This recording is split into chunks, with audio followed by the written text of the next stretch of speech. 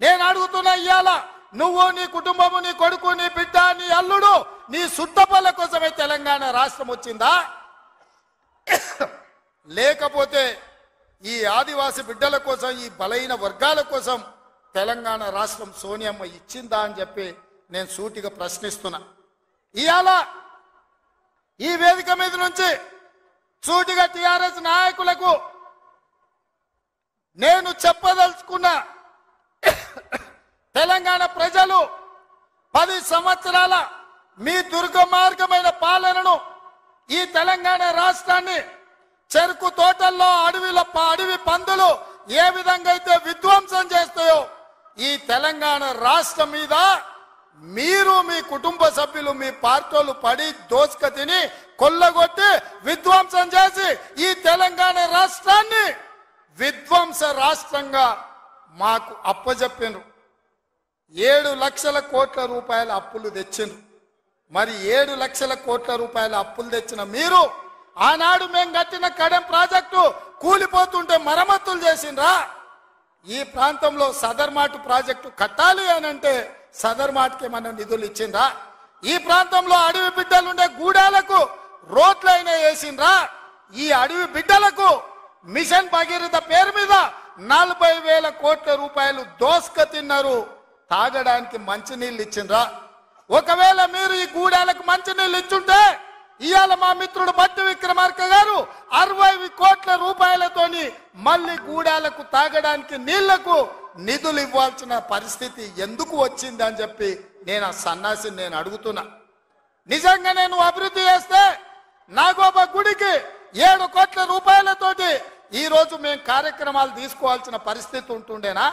ఇవాళ గూడాలకు రోడ్లు లేని ప్రాంతాలకు 27-28 కోట్ల రూపాయలతోటి ఇవాళ రోడ్లు వేసే అవకాశం మాకు వస్తుండేనా?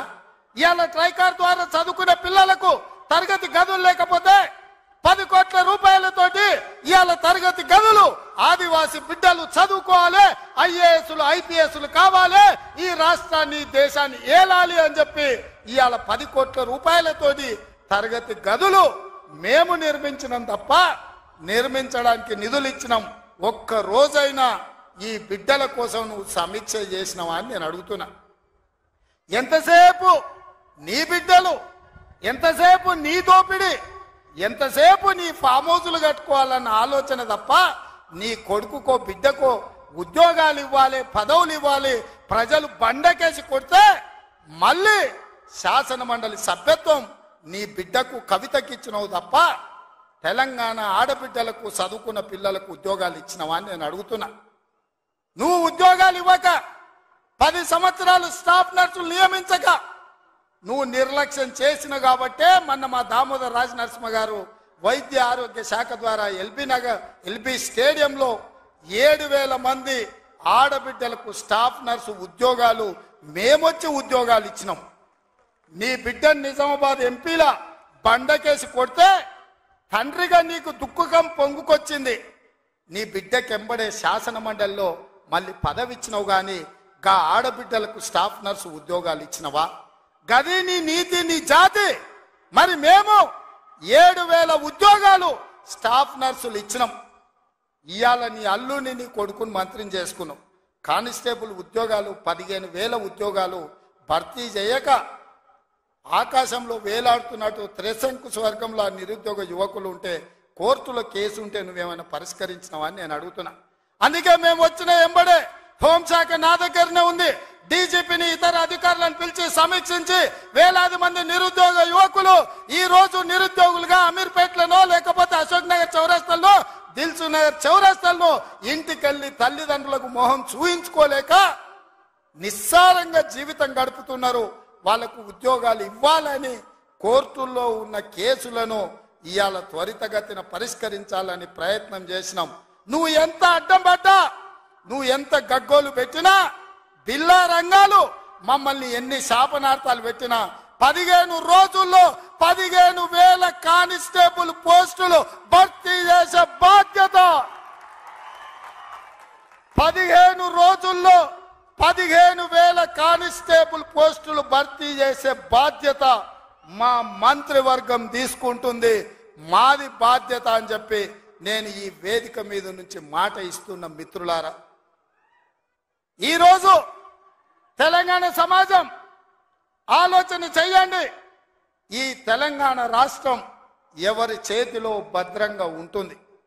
ఈ తెలంగాణ రాష్ట్రం త్యాగాల పునాదుల మీద ఏర్పడ్డ ఈ రాష్ట్రం ఎవరు భద్రంగా కాపలా కాస్తారు?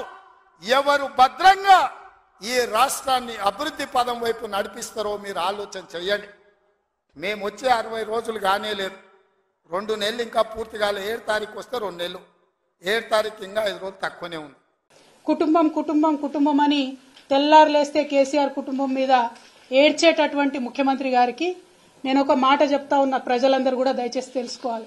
ఇవాళ రాష్ట్రంలో కాంగ్రెస్ పార్టీ నుంచి 22 కుటుంబాలకు టికెట్లు ఇచ్చినారు.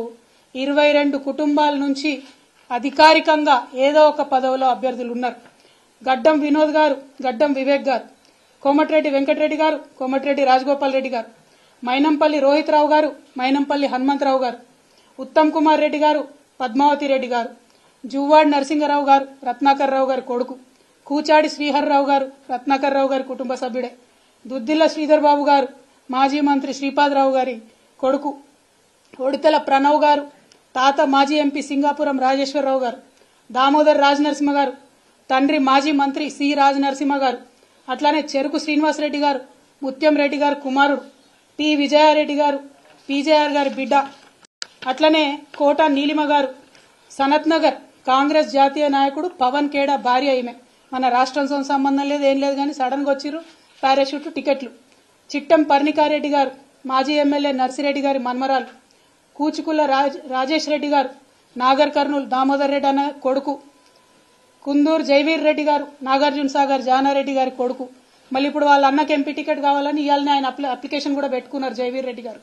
కొండా సురేఖమ్మ గారు, మాజీ ఎమ్మెల్సీ కొండా మురళి భార్య, మల్లు బట్టి విక్రమార్క, అదేవిధంగా వాళ్ళ సోదరులు మల్లు అనంతరాములు గారు, మల్లు రవి గారు వారి తండ్రి గారు, వారు మొత్తం కుటుంబ నేపథ్యమే. ఇవాళ మల్లు బట్టి విక్రమార్క గారి భార్య ఖమ్మం ఎంపీ టికెట్ రేసులో కూడా ఆవిడ ఉన్నారు. మరి పట్లోళ్ల సంజీవ్ రెడ్డి గారు, మాజీ ఎమ్మెల్యే పట్లోళ్ల కృష్ణారెడ్డి గారి కొడుకు, మదన్ మోహన్ రావు గారు, వారిది కూడా కుటుంబ నేపథ్యమే. ఇట్లా ఒక్కొక్కటి చూసుకుంటూ పోతే గిన్ని కుటుంబాలకు మీరు ప్రోద్బలం ఇస్తున్నారు, ఇన్ని కుటుంబాలకు మీరు పోటీ చేసే అవకాశం ఇచ్చారు, ఇన్ని కుటుంబాలను మీరు మోస్తున్నారు. మళ్ళీ ఇలా కోమటిరెడ్డి రాజగోపాల్ రెడ్డి గారు ఏమంటారు? మా అన్నకు మంత్రి పదవి ఉంటే ఏమవుతుంది, నాకు రాదా మంత్రి పదవి అంటారు.